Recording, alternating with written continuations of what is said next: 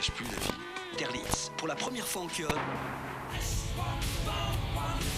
Tu sais qui c'est ça? Bah ouais, Queen.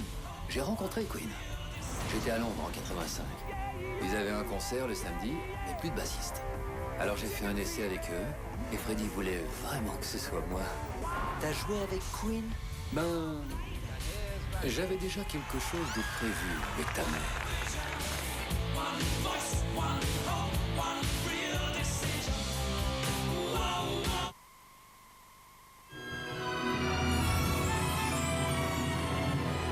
Je sais leur vilainie. Ils veulent me faire tourner en bourrique. Bonhomme, Ils veulent me faire peur. t'as changé. Ce que je vois sur toi. Mais je refuse de leur céder place. Ce que tu vois une canaille dont tu es jaloux. Je vais rester et déambuler. Et je vais chanter. Quel ange m'éveille de ma couche fleurie. Qu'ils entendent que je ne suis effrayé. Je t'en prie, gentil mortel, chante encore.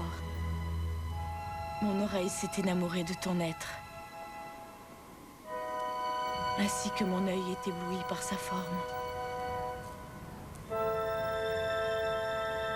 Je t'aime.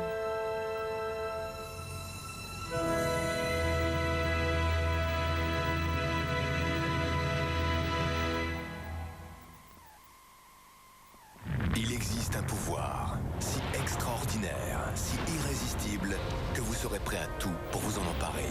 Nouveau M3 Power, le premier rasoir à pile de Gillette. Il est muni des nouvelles lames M3 Power Glide au revêtement exclusif et breveté pour moins d'irritation. Activez-le et les micropulsations stimulent le redressement des poils pour un meilleur rasage. Un rasoir à pile équipé de nos lames les plus performantes pour vous procurer le meilleur des rasages Gillette. Nouveau M3 Power de Gillette. Devenir cadre et s'ouvrir aux autres. Rares sont les entreprises qui vous forment à un métier, et bien plus qu'un métier. Appelez le 3240, dites Armée de Terre.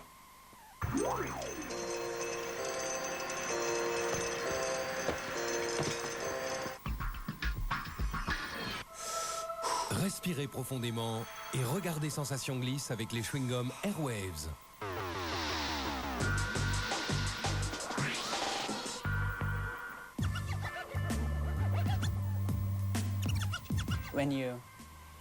Généralement, quand tu passes à côté de ce spot, tu ne le vois pas. Mais lorsque j'ai levé les yeux, j'ai alors vu qu'il y avait peut-être quelque chose un peu plus haut. Avant de m'élancer, je revisualise la figure que je veux faire. Je suis totalement déterminé. Quand je suis en l'air, j'ai l'impression de flotter. Je sais que je vais bientôt regagner le sol, alors j'essaie de rester le plus calme possible, jusqu'à la dernière seconde avant de me poser.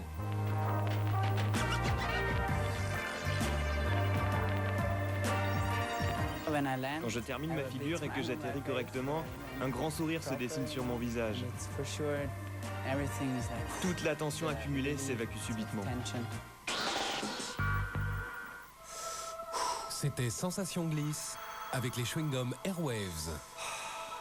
Jouez avec Airwaves et Sensation Glisse en répondant à cette question. Quel est le thème abordé dans Sensation Glisse? Téléphonez au 3606 et vous pourrez gagner 1 an de chewing-gum Airwaves ou un séjour à Tignes pour 4 personnes. Bonne chance. Success Story. Michael Youn.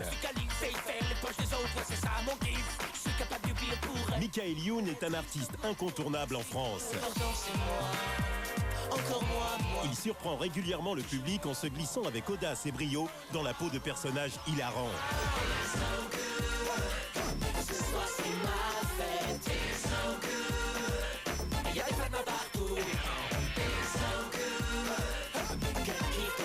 Chacune de ces expériences musicales est un véritable événement.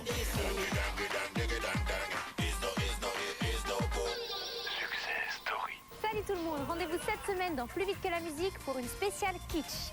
Au programme Dalida, Régine, Elton John, Bernard Ménez et sa jolie poupée, l'interview de Chantal Goya, Les 3 dernières lettres sont X, Y et Z. Elle pourrait être ma fille. et la planète Bollywood.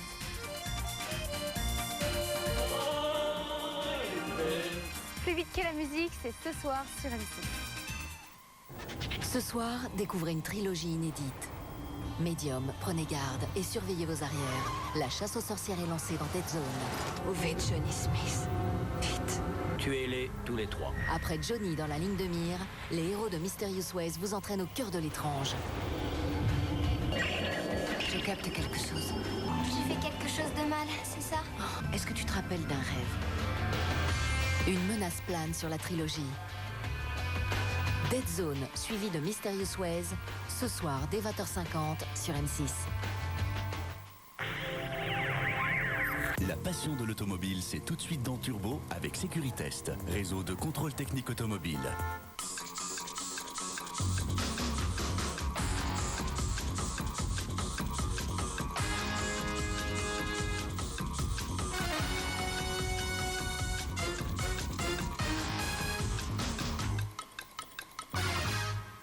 Bonjour, je suis ravi de vous accueillir cette semaine sur les routes andalouses, dans la région de Grenade et notamment ici dans ce haras, dans ce centre de dressage de l'école andalouse d'attelage.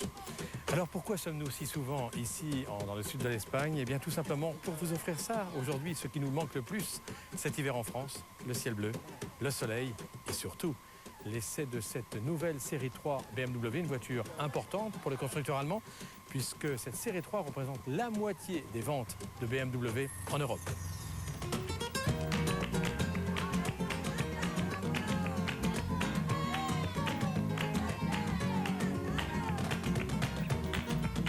Et puis au cours de cette même émission, nous nous tiendrons informés de l'actualité automobile en voyant pour cela les voitures qui entrent en concession et celles qui les quittent définitivement. Nous nous mettrons également au volant de la nouvelle version d'un vieux baroudeur de 50 ans, le Nissan Patrol. Nous nous ferons l'écho d'un certain malaise chez les carrossiers automobiles. Nous retournerons à Las Vegas pour voir les délires du CMA-Show. Et en fin d'émission, eh bien, nous reviendrons le week-end dernier sur la victoire en Suède de Peter Solberg, deuxième manche du championnat du monde des rallyes. Mais pour démarrer sur les routes andalouses de la région de Grenade, Cyril Drevet au volant de cette toute nouvelle série 3 de BMW. Voiture vendue depuis sa sortie en juin 1998 à plus de 2 900 000 exemplaires à travers le monde. Berline familiale, toujours la plus vendue en Europe. Autant dire qu'avec elle, BMW n'a pas le droit à l'erreur, ne peut pas se rater et doit proposer une voiture qui plaît au maximum de monde. Voiture consensuelle donc, un zeste d'originalité dans un cocktail de conservatisme. Vous l'auriez vous-même deviné, mais la nouvelle série 3 est plus longue, plus puissante et mieux équipée que sa devancière. Une La Palissade dans le monde automobile d'aujourd'hui. Et pourtant, en y regardant de plus près, le changement est plus important qu'il n'y paraît. Car au-delà du gabarit, c'est surtout sa philosophie qui évolue en profondeur.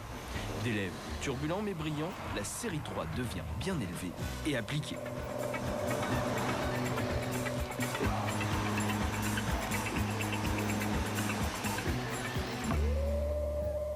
L'élément le plus visible de cette métamorphose, c'est bien entendu son design.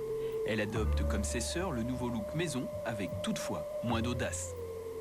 Plus conventionnelle, tout en restant originale, elle se montre plus consensuelle que les autres créations de Chris Bangle, le responsable du style chez BMW.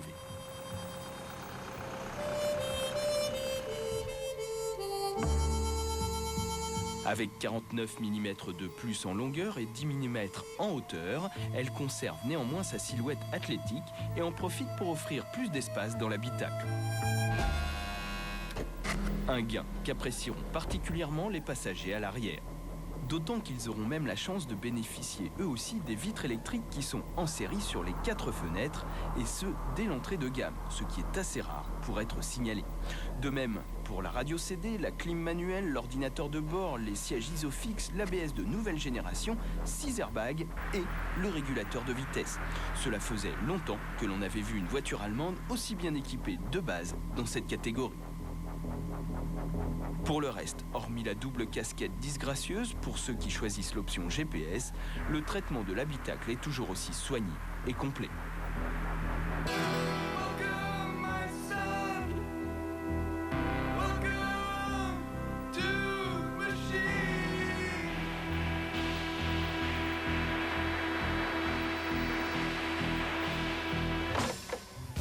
Le coffre n'est pas oublié. Il gagne en volume et s'ornemente d'accessoires de rangement pratiques sans sacrifier au siège rabattable de tiers 1/3. A noter aussi que la série 3 se met à l'heure du démarrage avec carte en lieu et place de la clé. Et puis comme toujours sur un produit de la firme munichoise, les moteurs sont au centre de toutes les attentions. Avec pour le lancement 3 essences de 150, 218 et 258 chevaux sur la 330i. Et celui qui sera le plus vendu, d'où notre choix, un diesel de 163 chevaux sur la 320d.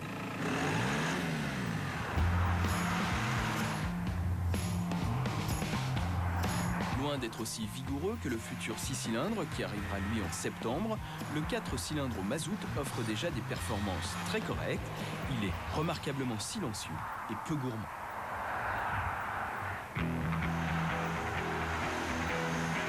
Mais c'est au chapitre du comportement routier que le nouveau visage de BMW se fait jour. Si la tenue de route reste de tout premier ordre, les suspensions sont bien plus souples que sur ses devancières. De même pour la direction qui pardonne plus, mais est moins directe. Autrement dit, la nouvelle série 3 ne s'adresse plus aux puristes de la marque qui sacrifiaient le confort sur l'autel du plaisir de conduire. Elle s'adresse à un public moins passionné mais plus large. C'est une première dans l'histoire de BMW et il faudra plusieurs années pour analyser si c'est un pari gagnant. En attendant, correctement positionnée en prix face à l'Audi A4 et à la Mercedes Classe C, ses deux rivales, et bien équipée de base, la série 3 se donne tous les moyens pour conquérir de nouveaux publics.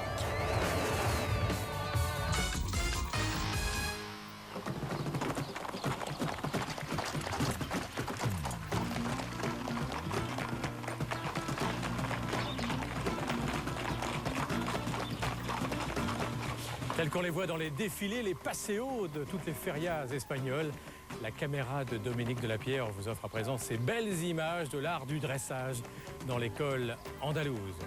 Venons-en maintenant à une information moins souriante. Sachez en effet que l'an dernier, le nombre de tués sur les routes de France est tombé à 5217, soit 9% de moins par rapport à 2003.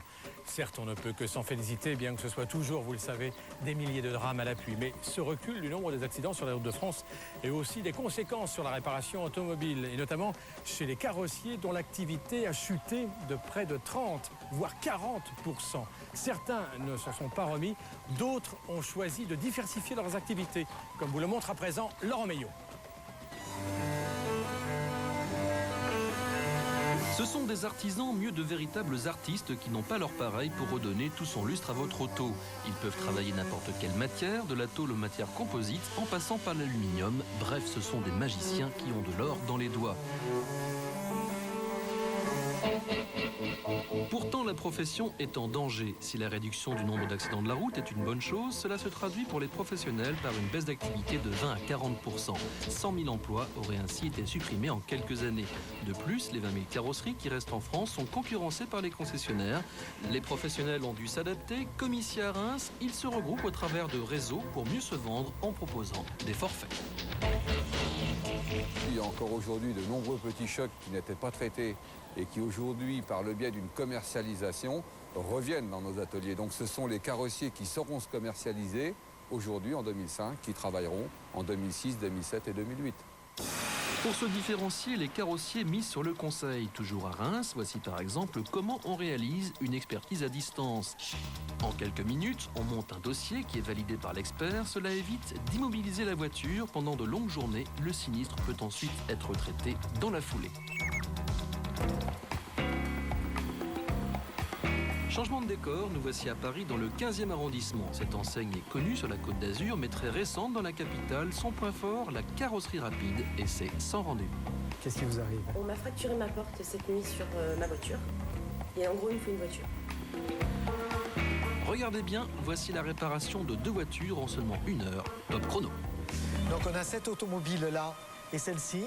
Il nous les faut tous les deux pour midi.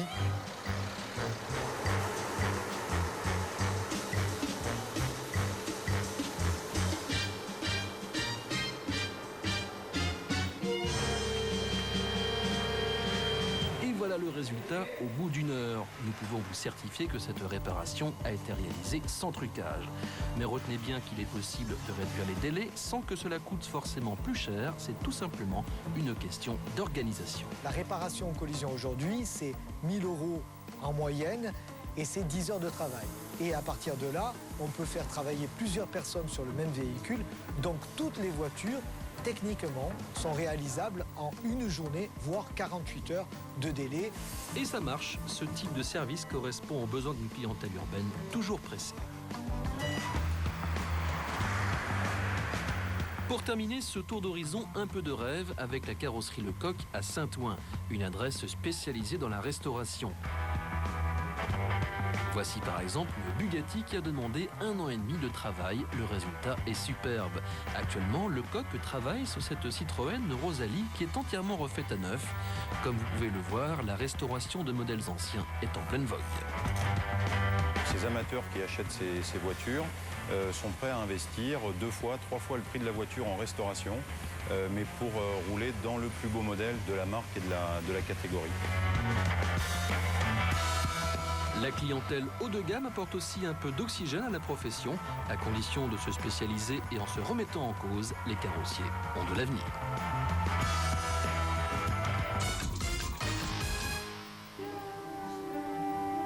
À une question que l'on nous pose fréquemment d'ailleurs, combien Ferrari vend de voitures chaque année? Eh bien, sachez que la réponse est 4 900 pour l'an dernier. Sachez également que les 160 exemplaires prévus pour le marché américain de la Super America, la version cabriolet de la 575e Maranello, étaient tous vendus avant même sa commercialisation. Voici l'actualité de la semaine. Le gouvernement fait un geste pour le permis de conduire, mais pas un cadeau. Le permis à 1 € par jour, cela veut dire qu'à partir du 1er juillet prochain, vous pourrez contracter un crédit à taux zéro, puisque l'État prend en charge les intérêts. Malheureusement, il n'est pas question de revenir sur le prix élevé de la formation à la conduite, qui coûte en moyenne 1 200 €. À raison d'1 € par jour, comptez 1 200 jours de crédit, donc 3 ans et 3 mois. Ce n'est pas parce qu'on voit bien le jour qu'on voit bien la nuit. Et oui, vous pouvez souffrir sans le savoir de myopie nocturne. Elle ne se manifeste que le jour tombé et diminue considérablement la vision dans la zone centrale de l'œil. La Fédération des ophtalmologistes allemands estime que chaque année, 300 000 accidents sont dus outre-Rhin à cette myopie nocturne, affection qui s'accentue après 40 ans. Tant qu'il n'y aura pas de lunettes de nuit, la seule solution reste d'éviter de conduire. Et un hommage à Maurice Trintignant, alias Pétoulet. Il s'est éteint dimanche dernier à l'âge de 87 ans. Premier pilote français à s'imposer en F1, il aura disputé 82 Grands Prix et remporté 2 victoires à Monaco en 1955 et en 1958.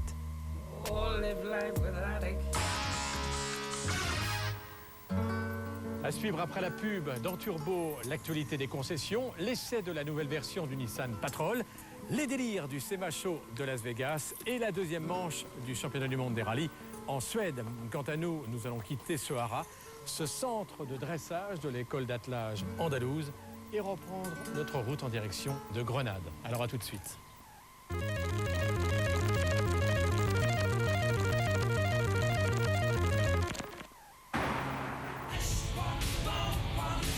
Tu sais qui c'est ça? Bah ouais, Queen. J'ai rencontré Queen. J'étais à Londres en 85. Ils avaient un concert le samedi, mais plus de bassiste. Alors j'ai fait un essai avec eux, et Freddy voulait vraiment que ce soit moi. T'as joué avec Queen? Ben, j'avais déjà quelque chose de prévu avec ta mère.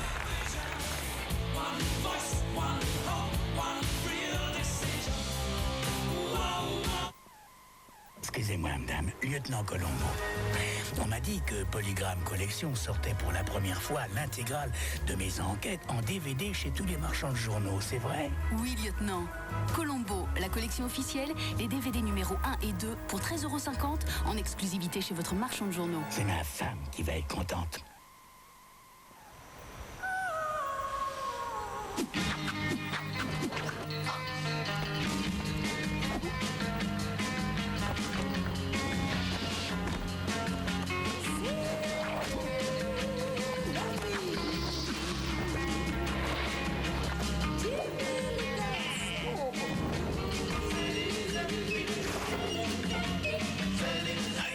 Unlimited, le nouveau parfum Axe.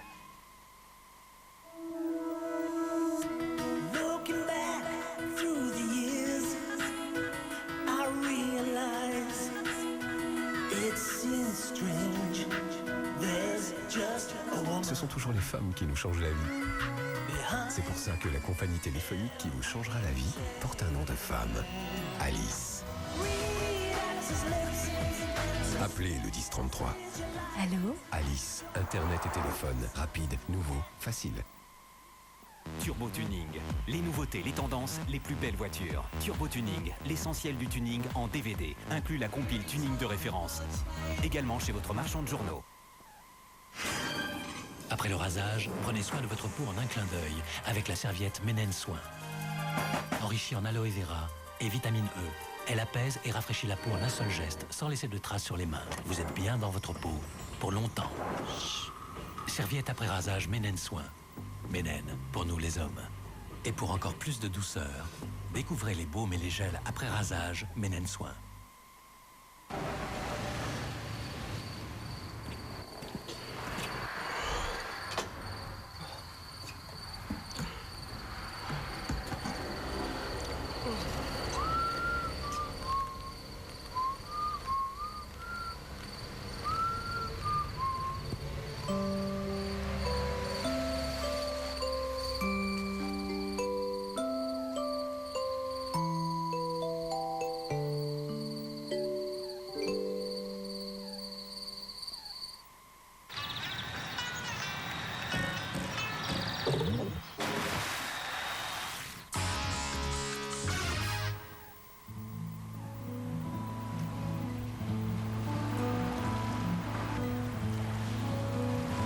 Nous voici de retour en Espagne avec une étape en bord de mer à présent. Aujourd'hui, sur notre itinéraire andalou, avec en toile de fond, tout là-bas à l'horizon, le célèbre rocher de Gibraltar. Savez-vous quelle est la couleur préférée des automobilistes européens? Eh bien, je vais vous le dire parce qu'en fait, une toute récente enquête nous révèle que 32% des voitures circulant sur le vieux continent sont soit de couleur gris clair, soit gris-argent. Le choix des automobilistes se porte ensuite sur le blanc, logique, le bleu, encore logique, et le noir, tout aussi logique. A contrario, les couleurs les moins prisées par ces mêmes conducteurs européens sont, dans l'ordre, le rouge vif, le marron clair et enfin le jaune. Maintenant, voici avec Safet Rastoder les voitures qui entrent et celles qui quittent définitivement vos concessions. Le Pathfinder arrive dans les concessions Nissan. Ce nouveau tout-terrain japonais n'est autre que le grand frère du X-Trail. Dédié aux loisirs et aux escapades hors des sentiers battus, il bénéficie d'une transmission 4x4 All Mode. À vocation familiale, le Pathfinder est proposé avec une seule motorisation, le 2,5 litres DCI de 174 chevaux, en vente à partir de 33 900 € et c'est complet prochainement dans Turbo. Une nouvelle motorisation dans les halls d'exposition Volvo. En effet, le XC90 reçoit un noble V8 essence, le premier produit par le constructeur suédois depuis sa fondation en 1928. Le SUV de luxe Volvo enrichit donc son offre avec ce nouveau bloc moteur de 4,4 litres dont la puissance est portée à 315 chevaux. Le XC90 V8 est disponible à partir de 61 500 €. Nissan dévoile dans ses concessions la version cabriolet de son Coupé Z. Une véritable provocation à quelques semaines du retour des beaux jours et des températures clémentes. Ça y est, elle arrive enfin, la Nissan 350Z Roadster peut enfin défiler sur nos routes et pour profiter encore un peu plus de la belle sonorité du V6 essence de 280 chevaux, il suffit juste de décapoter. Son prix, 37 500 € ou 39 900 € pour la version pack. Une autre auto pour rouler cheveux au vent, mais pas tout à fait la même sonorité puisque la Tigra Twin Top est déclinée en version diesel. La petite Opel coupé cabriolet reçoit le 1,3 litre CDTI de 70 chevaux. Le compromis entre plaisir de conduite et consommation réduite touche même ce segment. Comptez 18 750 € pour la Twin Top CDTI. La petite Arosa quitte définitivement le réseau Seat.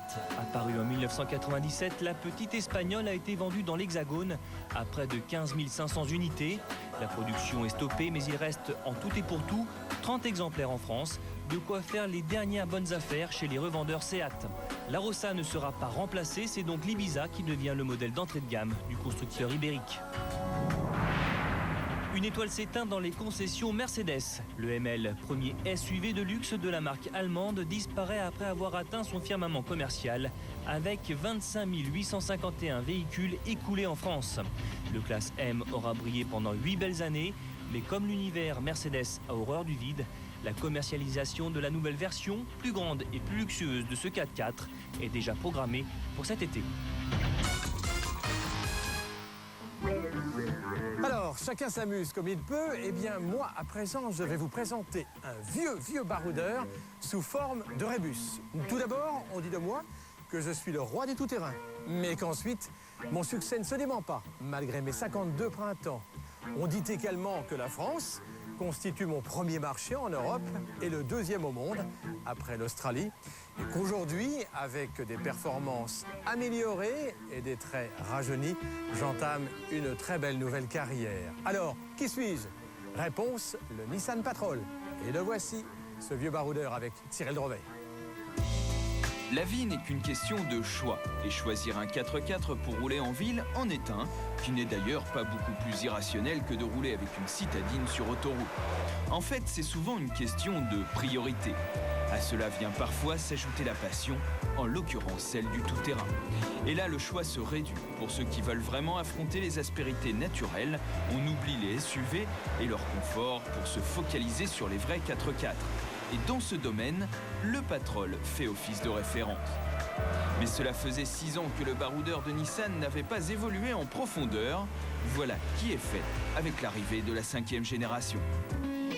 Pour lui donner un tempérament de feu, c'est sur les pentes de l'Etna, en Sicile, que nous avons découvert son nouveau visage. En le comparant à l'ancien modèle, on remarque tout de suite les nombreux changements. À commencer par une ligne plus fine, tous les traits ont été modernisés et la face avant affiche désormais sa consanguinité avec le X-Trail. En fait, le Patrol ne conserve de l'ancien que ses dimensions. Il est d'ailleurs heureux qu'avec plus de 5 mètres de long et 1,94 m de large, il ne progresse pas, car c'est déjà un gros bébé qui réclame beaucoup d'espace pour manœuvrer ou se garer. En tout cas, même si l'on est encore loin de l'élégance des SUV allemands, cette cure de jouvence lui va bien. Sans être une révolution de palais, l'intérieur aussi a bénéficié d'une petite séance de déco. Le traitement est plus cossu, avec les panneaux en faux bois, des plastiques de meilleure qualité et un dessin général plus actuel. Avec la sellerie cuir en option, il règne une ambiance assez confortable, même si l'on est encore loin de la finition d'un Volkswagen Touareg ou d'un BMW X5. En contrepartie, vous aurez moins de remords à grimper dans le Patrol avec des bottes pleines de terre ou installer votre chien sur les sièges arrière, ce qui peut quand même arriver régulièrement sur ce type de véhicule. Côté équipement, le Patrol est dans les standards du marché avec des options sympas comme un système de navigation très évolué et des commandes au volant. On notera aussi la boîte de transfert qui permet de passer du mode 2 roues motrices à 4 roues motrices avec blocage de différentiel et boîte courte. Bref, l'artillerie indispensable pour faire du franchissement sérieux. Sur le châssis long, le coffre est généreux et il est possible de rajouter en option une 3e rangée de sièges, comme c'est la mode en ce moment. En fait, le plus gros point faible du Patrol se trouve sous le capot. Le 4 cylindres diesel de 160 chevaux peine énormément à déplacer sur route les 2400 kg de l'engin. Avec 15 secondes 2 pour passer de 0 à 100 km/h, vous ressentirez un grand moment de solitude quand les feux passent au vert. En contrepartie, il offre beaucoup de couple à bas régime, ce qui est capital pour le tout-terrain, qui se confirme comme étant la vocation première de ce véhicule. Cela se ressent à tous les niveaux, sa direction très lourde et ses commandes viriles en font une voiture d'homme peu adaptée à un usage urbain et même routier. Le Nissan Patrol reste, les amateurs en seront soulagés, un 4x4 pur et dur qui s'épanouira dans les croisements de ponts sur des terrains difficiles. On aurait aimé qu'il soit un peu plus polyvalent, mais il aurait sans doute perdu de ses incroyables capacités de franchissement. Il gagne néanmoins en confort, en équipement, tout en affinant sa silhouette. Il dispose donc de tous les arguments pour conserver sa place et préparer l'arrivée de son futur grand frère, le Nissan Pathfinder. Le constructeur franco-japonais aura alors l'une des gammes de tout-terrain les plus complètes du marché. Jeudi prochain, ouverture pas de Paris, au Bourget, du Paris Tuning Show édition 2005 avec M6 Turbo. Alors justement, Vous allez peut-être vous y rendre en rêvant notamment d'enjoliver votre voiture en la parant de belles jantes. Eh bien, figurez-vous qu'aux États-Unis, à Las Vegas, au SEMA Show, Olivier Bartholoméo et Cyril Drevet vous ont trouvé peut-être ce qu'il vous faut. Le problème, c'est que ces jantes sont plus chères que la voiture. Je vous aurais prévenu, hein. Côté extravagance, attendez-vous maintenant au pire.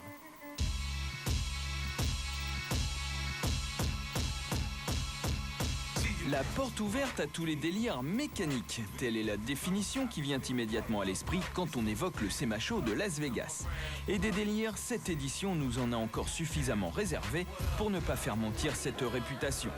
Avec pour attaquer en beauté cette Corvette de l'année dernière qui emprunte sans complexe, grâce à la magie d'un petit artisan américain, la robe de son arrière-grand-mère, la première Corvette des années 50. La qualité de fabrication est remarquable et cela donne quelques idées. Tiens, pourquoi ne pas transformer une Mégane en Dauphine ? Finalement, ça va pas le faire. Remarquez, il y a bien un Américain qui tente de faire passer son pick-up Ford pour une Mercedes classe E avec Ben. Élégant, non ? En fait, avant d'arriver à de telles préparations, la base du tuning reste les jantes. C'est souvent le premier accessoire que l'on change sur sa voiture. Et alors là, les Américains ne manquent pas d'imagination. Nous en avons vu de toutes les couleurs et de toutes les tailles. Vous le savez, dans le tuning, aujourd'hui, c'est le concours de celui qui fera les plus grosses roues. Eh bien, au SEMA Show, une société américaine a décroché la timbale en présentant une roue de 50 pouces. Alors, c'est tellement gigantesque que pour l'instant, il n'existe aucun pneu à cette dimension. Mais revenons à quelque chose de plus réaliste. Enfin, façon de parler. Avec Lexani et sa filiale Ascenty, le fabricant de roues le plus déjanté. Visant les voitures de luxe, sa collection s'orne désormais de modèles avec du bois ou encore plus incroyable, du cuir. Peau d'autruche ou alligator, faites votre choix. Avec ça, vous aurez, n'en doutons pas, la classe. Mais Lexani a surtout été le premier à mettre des diamants sur une jante. Il récidive, mais cette fois en la couvrant d'une rivière de diamants. Sur ces roues, il y a l'équivalent de 63 000 carats de diamants en zirconium. Sur une jante, il y a 21 pierres par branche et le jeu complet vaut 250 000 $. Mais bon, garé dans la rue, je ne suis pas sûr que ces diamants restent éternels. Et si vous croyez avoir tout vu en termes de roues, voici ce que l'avenir nous réserve. Les premières jantes lumineuses avec des diodes intégrées. En roulant, cela forme des motifs gérés par un ordinateur. On peut même y inscrire des messages. Oui, bonjour. Et même plus tard, des vidéos. Brillante idée, non ? Plus subtil pour se faire remarquer, ce custom incroyable qui trônait sur le magnifique stand de Ford. Et encore, la caméra rend mal ce verre d'eau nacré qui illuminait cet engin d'une autre galaxie. Beau lifting pour une Ford de 1934. Et puis vous le savez, les pick-up, les trucks comme ils disent là-bas, tiennent une place prépondérante sur le marché. Cela se ressent dans le tuning avec des préparations démentes et pas toujours du meilleur goût, comme ce F-150 version Bigfoot et reprenant le thème des soldats héros de la guerre en Irak. Fallait oser. Et pendant que l'on est dans le gigantisme, voici le plus gros pick-up de série au monde, le CXT. C'est un constructeur de camions international qui a eu cette riche idée. 6,55 m de long pour 12 tonnes et tout le confort que l'on attend d'un SUV. Gageons que l'on n'est pas prêt de le voir rouler sur nos routes, puisqu'il nécessiterait ici un permis poids lourd. Perché sous le capot, un 6 cylindres en ligne diesel de 200 chevaux se charge de déplacer ce mastodonte. Avec le XT, on peut en couper du bois. Et l'on conclura cette visite du SEMA Show par le Terminator, une autre découverte du stand Ford, qui n'est pas le véhicule de Schwarzenegger, mais juste le pick-up le plus délirant du salon, avec ses chenillettes, son gabarit géant et ses flammes, non pas peintes, mais poncées sur les portières. Une réalisation qui, comme l'ensemble du salon, nous en aura mis plein la vue.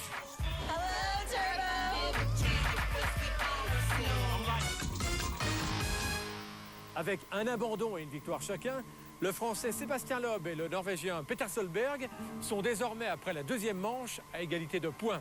Le classement provisoire du championnat du monde des rallyes. Le week-end dernier, c'est en effet Solberg qui a réussi à imposer sa Subaru à l'issue du 54e rallye de Suède, après avoir d'ailleurs lui-même connu les affres de l'abandon il y a un mois sur le Monte-Carlo. Reportage d'Étienne Brouet.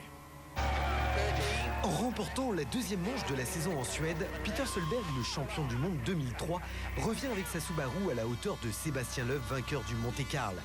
En signant cette année sa première victoire en mondial, devant Marco Martin sur Peugeot et Tony Gardemeister sur Ford, le Norvégien a démontré qu'il était l'un des plus sérieux prétendants au titre 2005. Rebondissement, sortie de piste, duel à couteau tiré, un engagement de tous les instants des principaux protagonistes du championnat du monde. Le rallye de Suède a tenu toutes ses promesses. Cette épreuve est considérée comme l'une des plus difficiles de la saison, entre les conditions d'adhérence ultra précaires, les spéciales rapides et étroites et les murs d'arbres qui jalonnent les épreuves. L'erreur ici, vous allez pouvoir en juger, ne pardonne pas.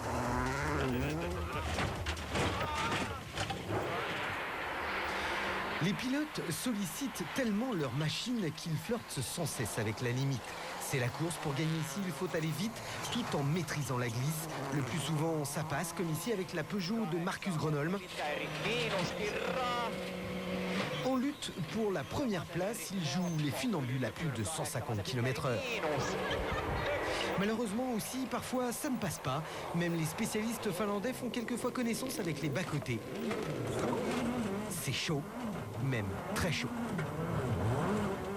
Pour son premier rallye en WRC, Chris Atkinson, l'Australien, découvre la neige et la forêt suédoise plus en profondeur.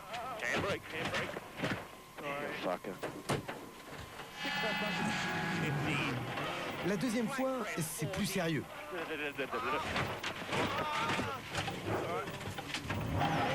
Mais il en faut plus pour arrêter un Australien en colère. Il finit 19e, la faute à ce niveau-là ne pardonne pas. Et puis, il y a aussi les nombreux pièges cachés par la neige, comme les pierres qui jalonnent la route. Gigi Galli, l'Italien révélation de ce rallye, est 7e au général, arrachera un arbre de suspension, tout comme le Suédois Carlsson, le 3e pilote Peugeot.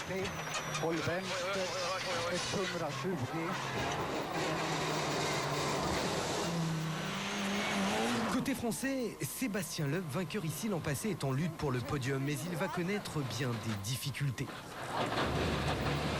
Outre 2 sorties de piste sans gravité, mais qui lui font perdre de précieuses secondes, le champion du monde en titre devra abandonner à 35 km seulement de l'arrivée, alors qu'il était en 2e position. Son moteur rend l'âme, décidément le rallye de Suède réserve bien des surprises. 3, 2, 1... En cette fin de rallye, Peter Solberg et Marcus Gronholm, les pilotes nordiques, vont se livrer sur la glace une bataille de tous les instants. Le duel est spectaculaire et pour tenter de revenir sur le pilote Subaru, Marcus Gronholm prend des risques énormes et commet l'irréparable.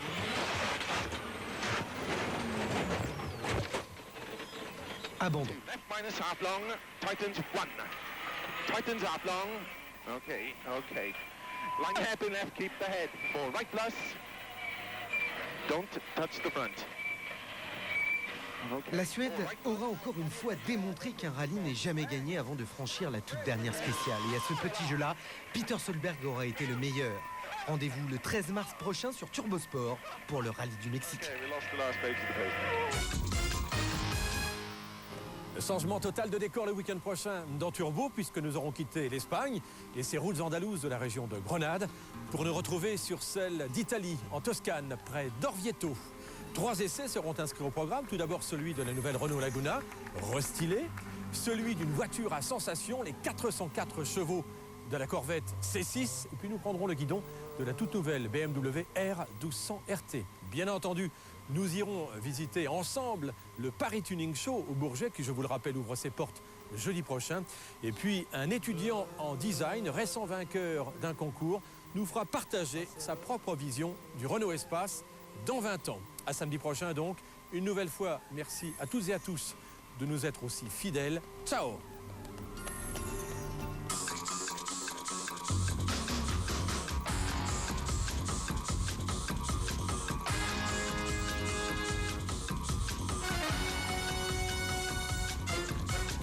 Turbo continue sur turbo.fr.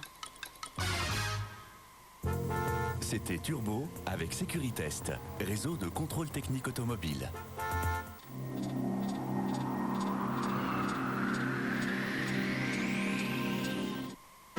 There's just ce sont toujours les femmes qui nous changent la vie. C'est pour ça que la compagnie téléphonique qui vous changera la vie porte un nom de femme. Alice. Appelez le 1033. Allô? Alice, rapide, nouveau, facile. Le numéro 1 du satellite s'engage à vous donner le meilleur. Seul Canal Satellite a choisi pour vous Sport Plus, la chaîne sport du groupe Canal+. Sport Plus, c'est plus de 60 disciplines. Vous proposez toutes ces chaînes sport, c'est ça, être numéro 1. Canal Satellite, le meilleur du numérique. Découvrez Canal Satellite à partir de 11 € par mois. Turbo Tuning, les nouveautés, les tendances, les plus belles voitures. Turbo Tuning, l'essentiel du tuning en DVD, inclut la compile tuning de référence. Également chez votre marchand de journaux. Zen. Vous observez les lignes harmonieuses d'un monospace aux allures de berline. Vous découvrez une exceptionnelle modularité et une finition exemplaire. Ford Focus C-Max. Vous êtes zen. Zen, vous resterez devant son prix exceptionnel de 19 850 €.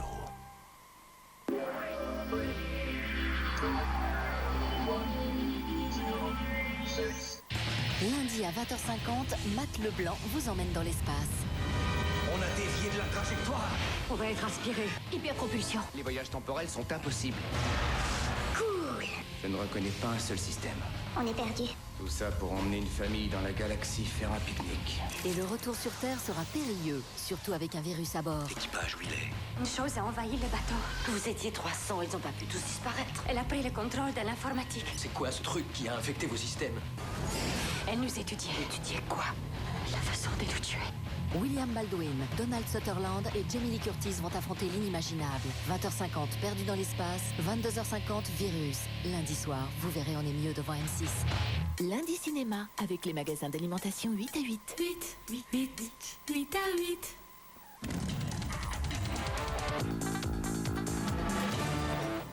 Les deux roues sont les plus vulnérables sur la route. Le risque d'avoir un accident est 20 fois supérieur pour eux que pour les automobilistes. Un constat très inquiétant qui alerte la sécurité routière, mais aussi les assureurs. Le premier point critique, c'est la visibilité.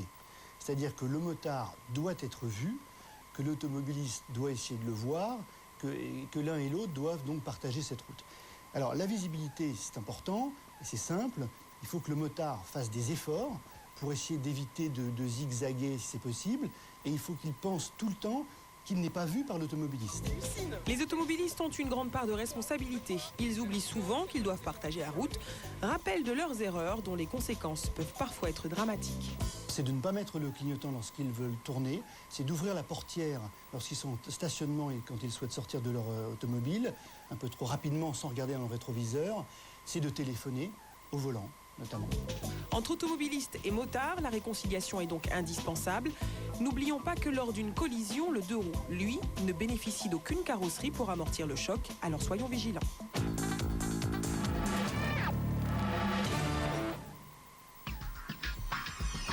À chacun son aventure dans ces mois qu'il est fait, avec le ministère de l'économie, des finances et de l'industrie et les entreprises industrielles.